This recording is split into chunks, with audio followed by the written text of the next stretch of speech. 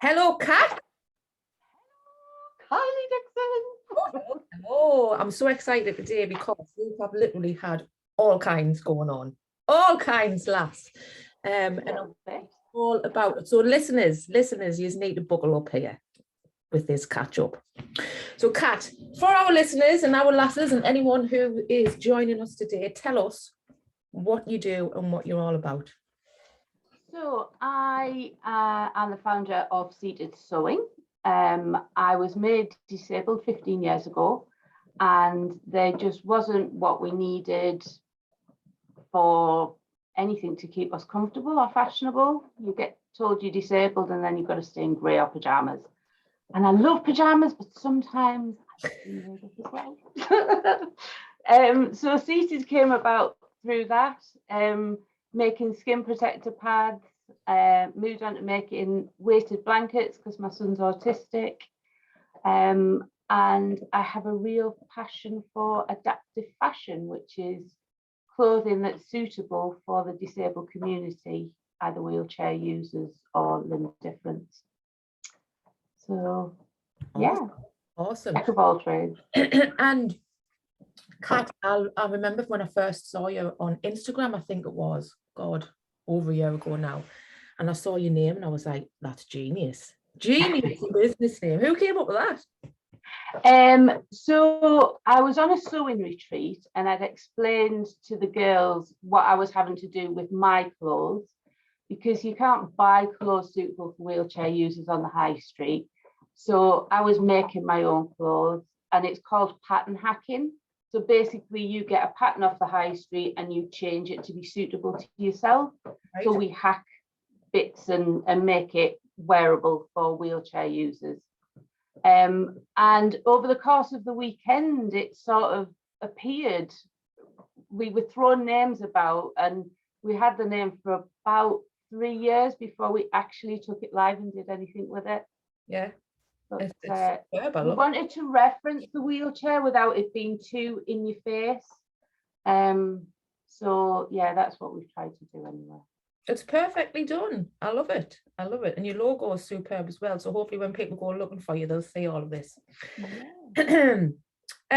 We've talked about this in recent conversations as well. And it's amazing how your business is started to go into different directions. And you're clearly passionate about your accessibility, put your teeth in, accessibility and inclusion. And you're starting to give advice now, aren't you, to small businesses, which is brilliant. Tell us a bit more about that.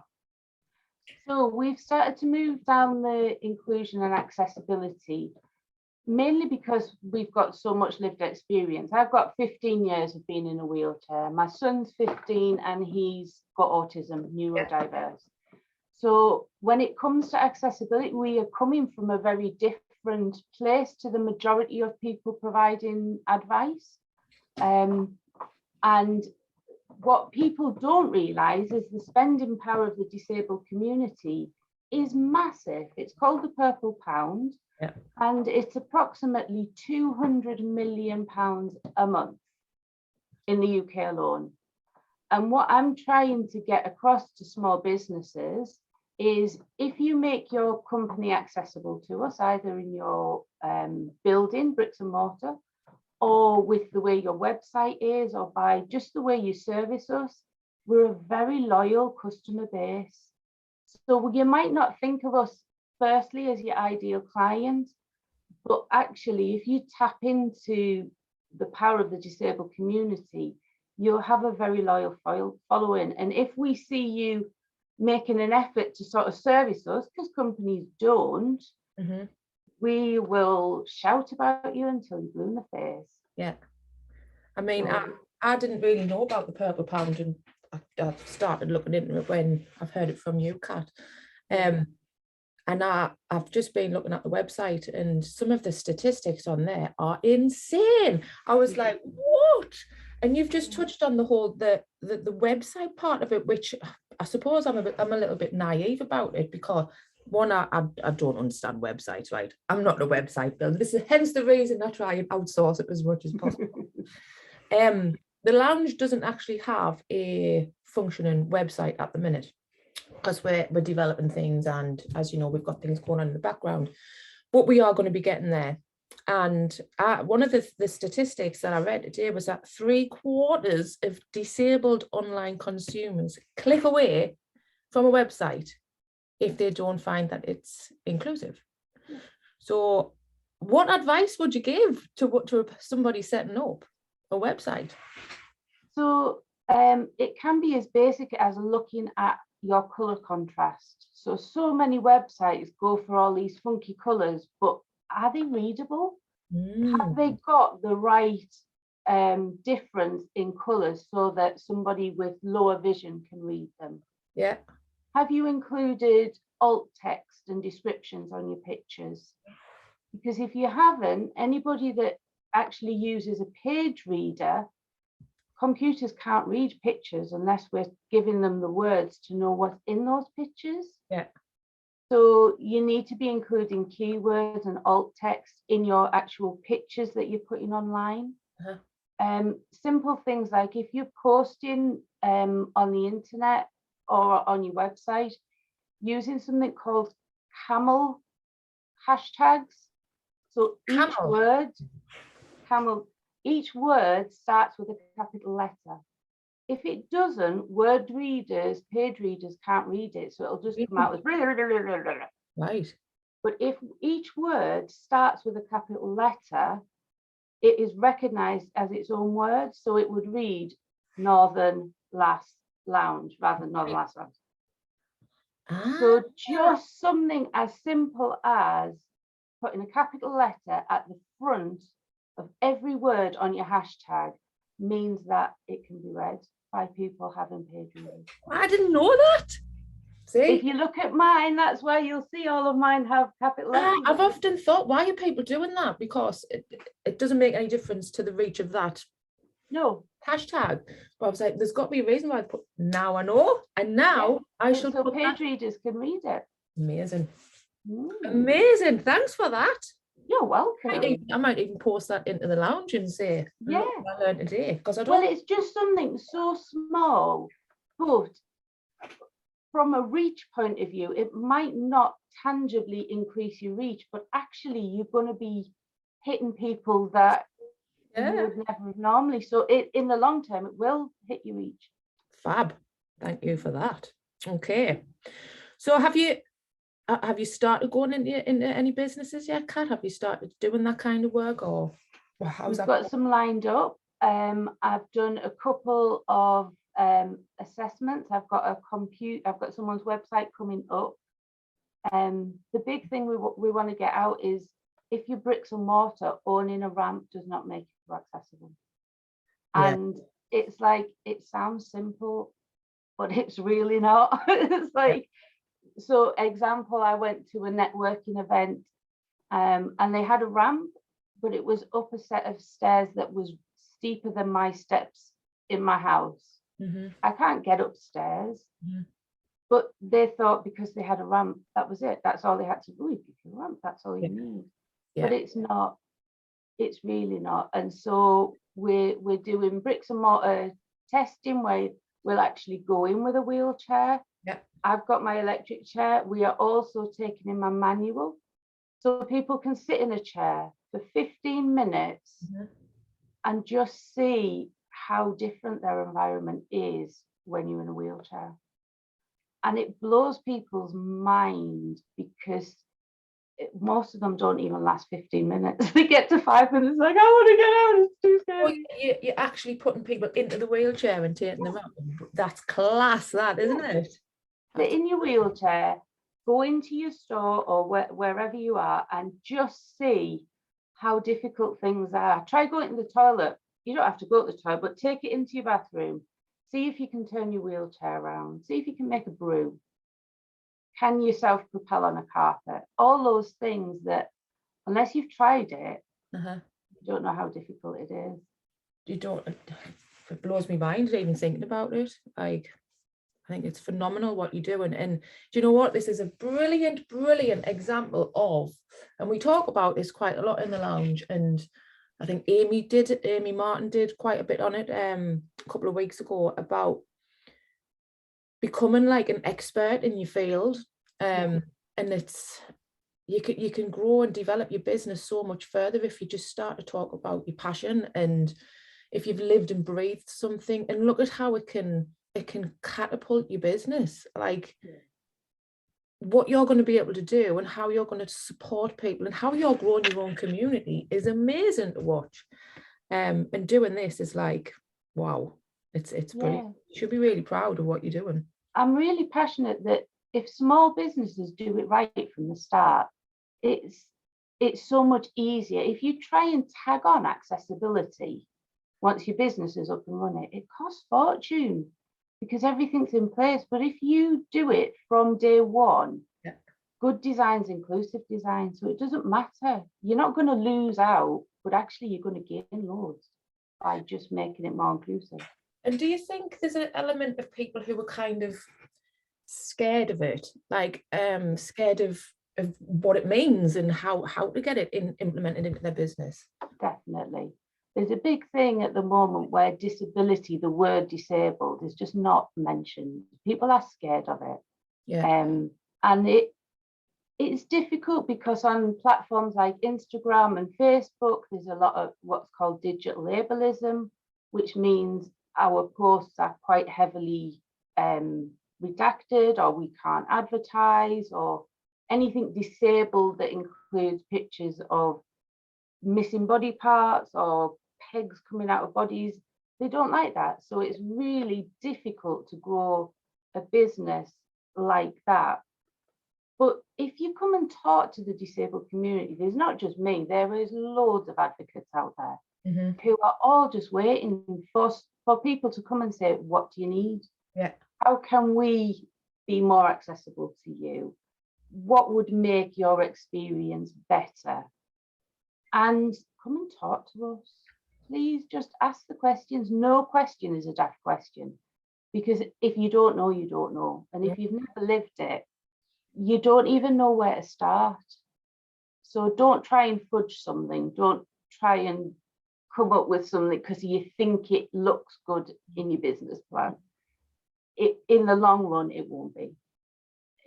I know where I'll be going, Kat. Yes, you got my number. Get this lounge up and running. So for people listening, it is my mission to get an actual physical lounge. Yay! With a big, massive purple couch with yellow cushions on. So Kat, there with bells and whistles on, you will when we open it. And when you wrote into the podcast, Kat, you mentioned about your hospital stays and you in and out of hospital. Like, how do you get yourself re-motivated once you've been in hospital? It is quite difficult. Part of the reason I set up Seated was I'm in and out of hospital so much. There's no employer on the planet that would allow me to have 3 or 6 months recovery time. And that can happen 2 or 3 times in a year. But we're 15 years along this journey. We understand that curveballs come. We actually deal better with curveballs in everyday life, to be honest. We love nothing more than a crisis. And we've just found that I have so much passion for what I do that it's not difficult to start again.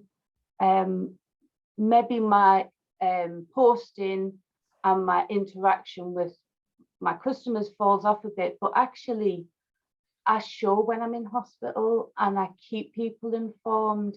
And I find that just by being honest and telling people that I'm not well, people understand that, and they understand that that's me. And as soon as I'm well enough, I'll be back doing what I do. But yeah, I think just because I love it. I love helping people, and I'm desperate for people not to have the experience we have of disability, because it's not fun. It's not nice. We've had some horrific times, traumatic times, and if we can stop 1 or 2 families not having that experience, then that's Seated doing its job. I don't need. I'm not looking to make millions. If I can just make people's lives better, that does me. And this is why I think I connected so well with you, Kat, because we have a passion for helping people at the end of the day. And I think with your business and how you do it, it's very, you're quite humbling, but you do it in good humour as well. Like, I mean, I remember we went out, we met up, right, when we first went to Durham. And it was ridiculous, wasn't it? It was like a Benny Hill show. Like there was just no accessibility to this pub we were in. And I was like, she had to go all the way around. I was like, this is ridiculous. This is ridiculous. So, and that's just a little snippet that I've seen into your life. Yeah. So it's great that you've got to have broad shoulders. You really have. And I know there's a lot of disabled people don't agree with me here, and I do stick my neck out, but if you're going to be disabled and you're going to be in the public eye, you've got to have broad shoulders and you've got to take the rubbish, but you've got to advocate for those that aren't brave enough to advocate for themselves. Yeah. And I am known as the disruptor. I'm known as the gobby northern lass. I'm known as the cheerleader because, yeah, exactly. Partly because I met Kylie Dixon. So I take my cue from you, my darling. Oh God. God help us all. I have the broad shoulders. I can take the flak. I've heard all of it over 15 years. There's nothing people can do or say that I haven't already experienced. And it's just like, okay. I loved what you've just said there about you need to be brave for the people who were not so brave. I think that's an amazing thing to say. It is. So thank you for what you're doing. It's brilliant. Yeah. I'm going to talk to you about LinkedIn, Kat. Oh, are you? You all need to go and check out Kat on LinkedIn. I hold my hands up. I'm pissing in the wind with LinkedIn, right? You know, my bread and butter is Facebook and Instagram. Yeah. And I don't really know what I'm doing over there. So I do watch what you're doing. And do you have like a strategy on that platform, Kat, that you follow?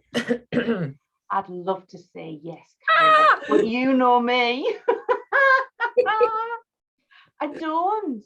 I really don't. What I found works well is with LinkedIn, you've got to comment on people's posts. You've got to be interacting with them.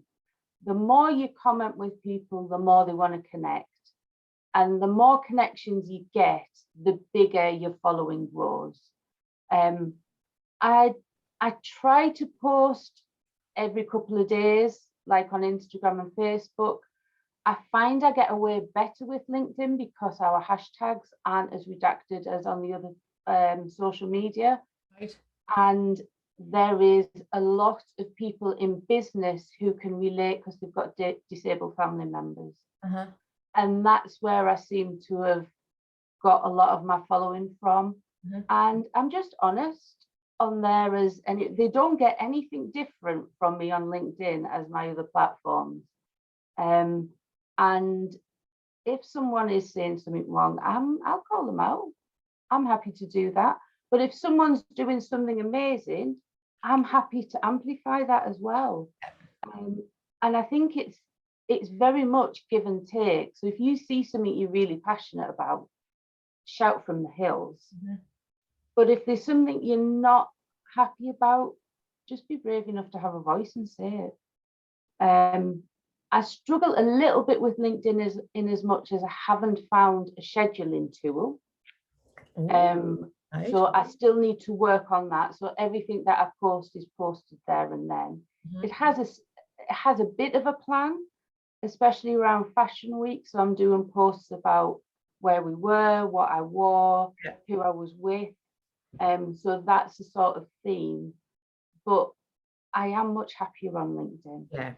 I just settled on there. I love it. I really do. People seem to like a good debate over there, don't they? They do like a yes. Good LinkedIn. You've got to be careful, and you've got to open yourself up to quite a bit of criticism at times. I've had some very interesting comments, mm-hmm. and you've got to know when to go. Okay, I'm not getting involved with this. Yeah. Thank you. Leave your post. Off you go. Mm-hmm. And I've got lots of beautiful men wanting to marry my beautiful face. Interesting. Yes. Mm-hmm. I think as well, what you do really well is, we talked about this a couple of weeks ago as well, about how to not react. Remember, I did a whole session about reacting, and I'm certainly learning about how to respond better. And I think you can see these types of people on even on Facebook, Instagram. They just love a bit of a battle on there, don't they? And I think one of the biggest learns I can certainly take away from social media is learning how to respond better. I mean, have you had what kind of challenges have you had with people reacting in the wrong way, or have you had any stories you can tell us what's happened? My first sort of I've only been on it since October, so I'm still I'm still a baby.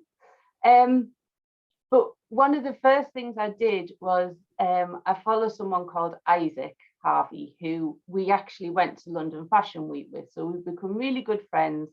And I made his outfits for London Fashion Week. But the first time I really had anything to do with Isaac, someone had put a comment on his post, which was really completely out of order. And I jumped straight on it, and I'm like, don't you dare say this is wrong, da, da, da, da, da. And then Isaac came back and he's like, well, that's his opinion and that's your opinion. And I'm like, yes, but the disabled community is putting us in a da, da, da. And then I thought, you know what? I need to just, especially on LinkedIn, because everyone can see how you comment. So if you go onto someone's activity, you can see what they've liked, what they've commented on, how they've posted. And I'm like, that history is now in my history. And I don't want people to see me as this, there's lots of these disabled, what they're called, anarchists almost, where they only out for a fight. They say things that they know are controversial. They know people will bite, and I just don't think it's good for the community. No. I just think it engenders which is why we're having such a problem with the word disabled at the moment. It's been hijacked. People want to call us differently abled, other ability, and it's like, why? It just cheapens the community, makes us look stupid. We're disabled. There's bits of us that don't work. There's bits of us that are really abled and really talented, but don't hijack the community by saying stupid things. I think the terminology can blow your mind, can't it? Sometimes, like the way that it's developing and the way that words are getting back, it's madness sometimes, isn't it? Just call it what it is at the end of the day. And you find a lot of people that are wanting to rename it aren't even in the community. There'll be professionals who've written a paper on how they think the disabled community works, or they'll have talked to one person. And it's like, if you're going to change a term, like I love in Dubai, they call them, they don't call them disabled, they call us people with determination. And I'm like, I love that, because if you're disabled, you've got to be determined. Oh God, I bet you've got to be so driven. Yeah. And I'm like, and that works. That's an awesome term. But being differently abled and I don't like it. It's interesting that, like, me and Gaz, my husband, were talking about this the other day, and people who have got, like, I don't know, mental health problems and things like that, you've got to be a certain kind of driven individual to manage that on a daily basis. And although people see it as a disability, you've got to take your hat off to these types of people, don't you? Because they've just got to keep going and keep themselves motivated. So it's brilliant. And we've had it where the only way to survive is I'm literally thinking about, I've got to take another breath, because I'm coming off life support. If I don't take another breath, then I won't be here. So I've had my life zoomed down to the only important thing is, am I going to breathe next? Oh yeah, I breathe. Okay, can I do it again? And when your life comes down to the finites of what is really important, like my heart beating and I'm taking a breath, the rest of what you deal with is pretty irrelevant. because you've been to a point where you're literally just worried about your next breath. So tell us a bit more about that, Kat. What happened then? What? So I have seizures. I don't have diabetes. I've got a condition called reactive hyperglycemia, which means my body doesn't process carbs correctly.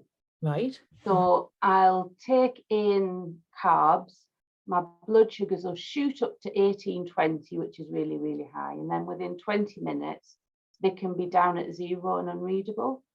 Well, once you get below 2, you can go into a diabetic coma and have a seizure. And I've had that quite often. So fortunately, my last one was in April last year, my last big one.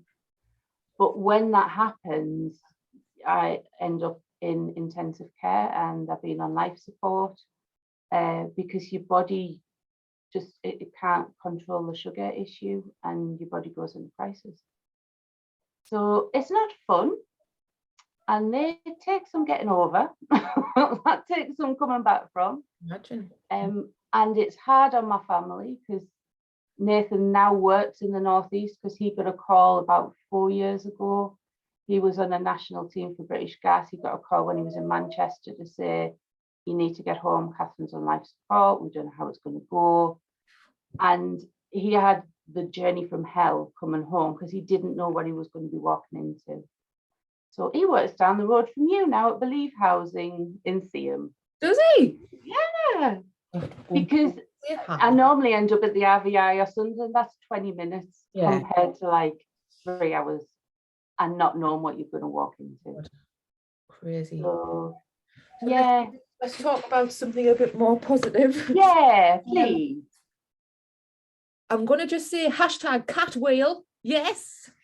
Cat wheel. We touched on it a little bit, but can I just tell everyone, right? If you're not in the lounge, why not, right? But if you are in the lounge, Kat posted in this amazing video where she's on the cat wheel. She's in London Fashion Week, and what I loved about this video, right, was right at the end, she has this cheeky wink. She looks amazing. I was like, wow. So tell us, how on earth did you end up at London Fashion Week? Well, my first time ever at a catwalk. So we were supporting Victoria Jenkins from Unhidden, who is also in the Lasses Lounge. And yes, I brought her in, darling. I'm like, come join us. So she's the first disabled designer that is part of the British Fashion Council. Right. And she had 3 adaptive shows, Friday, Saturday, Sunday. And the one that you've seen the video of, which is the Friday one, I was challenged to make fashionable pajamas for myself and Isaac. So Isaac was born with no arms and very short legs. So I made him a special pajama with like a really fashionable kimono. And for mine, I made these really funky see-through orange and cream pajamas, which are too nice to wear as pajamas now. But in the intermission, everyone was doing that catwalk, and I'm like, you know what, sack it. I want to do mine as well. So that's what you've seen on the video, is me coming up the catwalk and just stealing some of the poses off some of the models that weren't past.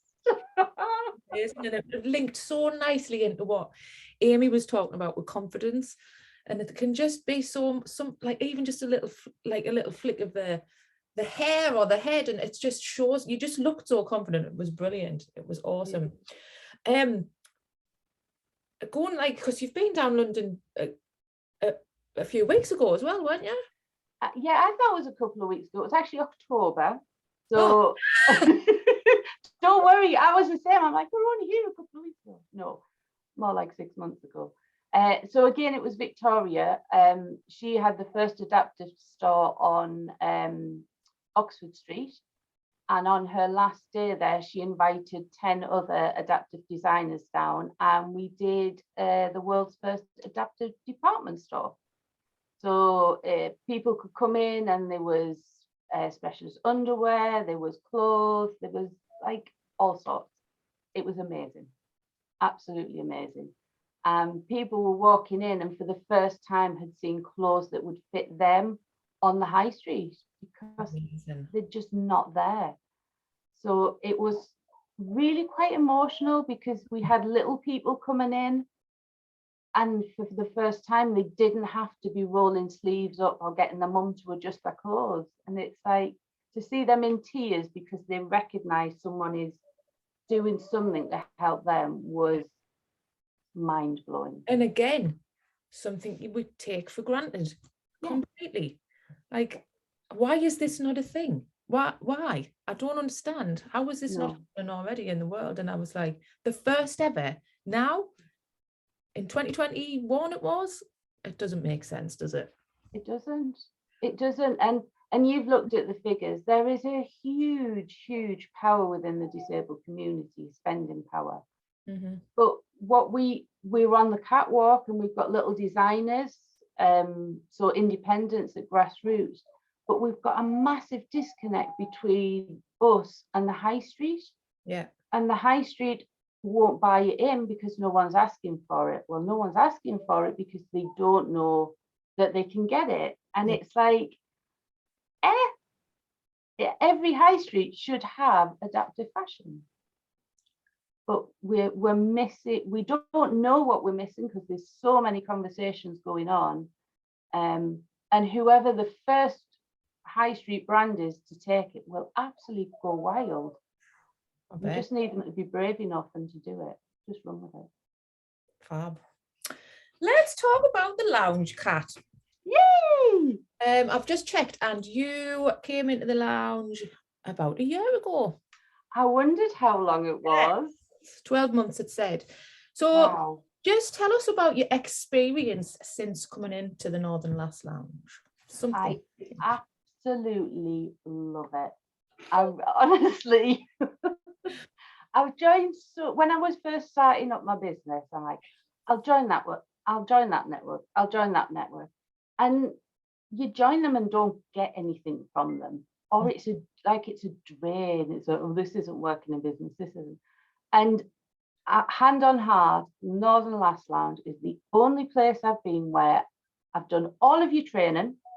I still need to filter through. Yeah, she says she's done it, right? But all right, and I've printed everything off. I'll get round to it eventually. I'm sick, I'm disabled, don't pick on me. I can't now. But all of your training makes sense. And not that I'm ever skeptical about what you teach, but going to other events and hearing them say about, well, you need your ideal client and you need your story to what, and it's like, we learned this a year ago. This is history. This is what Kylie's been saying for years. And you need to schedule this. So I think what you do is just fantastic. You give so much value to the girls and your lives are hilarious. I just love it. But honestly, the group of girls that you've got, everyone supports everybody else. Like you can put a question in there and if people know it, they'll answer it. And you can have such a laugh. Yeah. It's epic. What I find is, because at first, I didn't really know where it was going when I first set it up. I was just like, set this group up, I'll start talking about social media. And I used to have to go in there, like it was very hands-on, shall we say. But now, what I'm finding is, obviously I go in, I see what's happening, the conversations are about, like, I don't even have to answer the questions most of the time because everybody else is like, oh, do this. And I'm like, oh, well, they don't need me. Ta-ra. No, we still need you. It was great. And in terms of collaborations, Kat, have you done any recent collabs have you had in there? I've had some amazing collabs. Ooh. So you interviewed Nicola last week. I did. Compost the Cat. I did. Yay! So I collaborated with her. She had some fabric of compost printed, and I made her some weighted blankets to go with her book that She she's showed us them, didn't she? She did. She showed us them. Yeah. She showed you out. And I've got a couple of other collabs in the pipeline.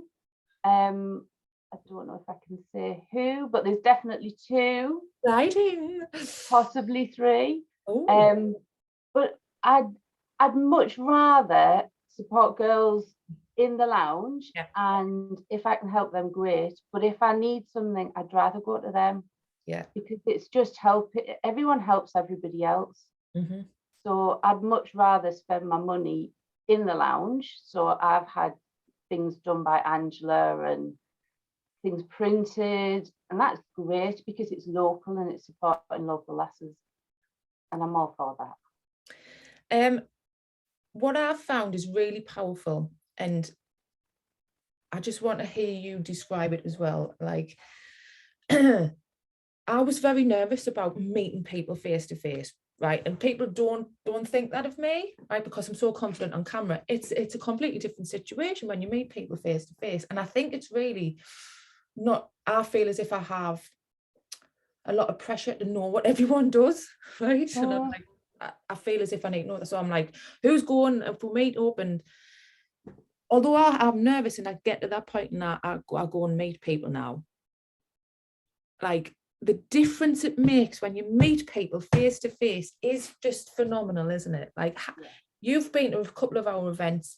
Just explain the difference it makes when you go and speak to people face to face.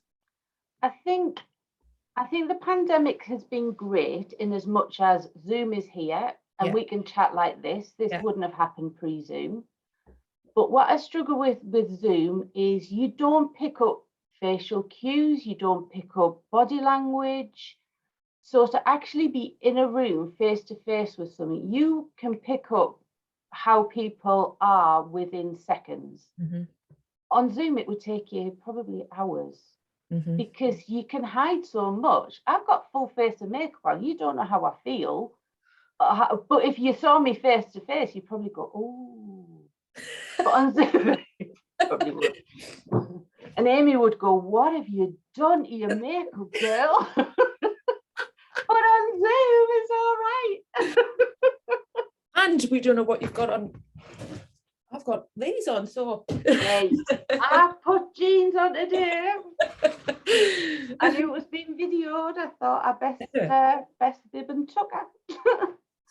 But I think you need to have, if you're going to build community, community and social networks is all about meeting. Yeah.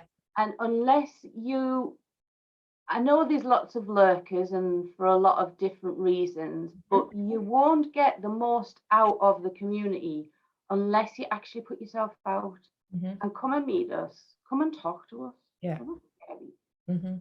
I found what's really blew my mind recently is there's a couple of lasses who've started to come out to our events who would never ever have done that. Like, you're talking people with agoraphobia and stuff, right, who are coming out of the house and they keep saying this is what you've created and this is the impact you're having, and I'm just like, oh God, it's safe. You've created this environment where people feel safe, people feel valued, people feel nurtured, and there isn't a lot of places, definitely on the internet, but even in person, there's not a lot of places like that. Yeah. And yet you've managed to get girls from all over the country, really, even though it's northern, but you've managed to nurture them, and to what they're able to do in business is because you've created this safe environment for them. It's all about you, Kylie Dixon. It does. I was away at Leeds at the weekend with a couple of authory friends, as you know. I saw it. And when we talk about the lounge and the possibilities and what we want to do, and the fact that we're opening the membership area, the next level lounge, all of this, I'm like, I ask them, right, if you see Laura or Georgia or somebody, or you see them talking about, I was literally walking away going, right, I can't talk about this now. I'm like, it's quite scary. It's like, because responsibility of it. It's just amazing what's happening. So we're going to come to, Kat, the part of this podcast called Why I Lass. Oh no, the question. Yes! I've asked the team to write a question to you. I don't know I don't know who's going to come out. Is anyone you're scared of getting a question from?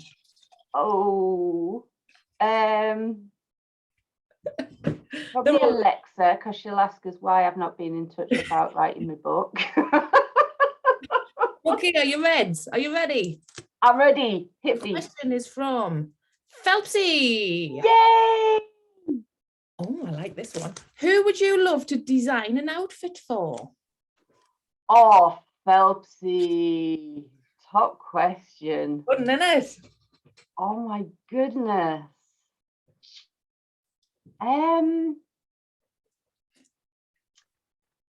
I'd love to design an outfit that would end up on the West End.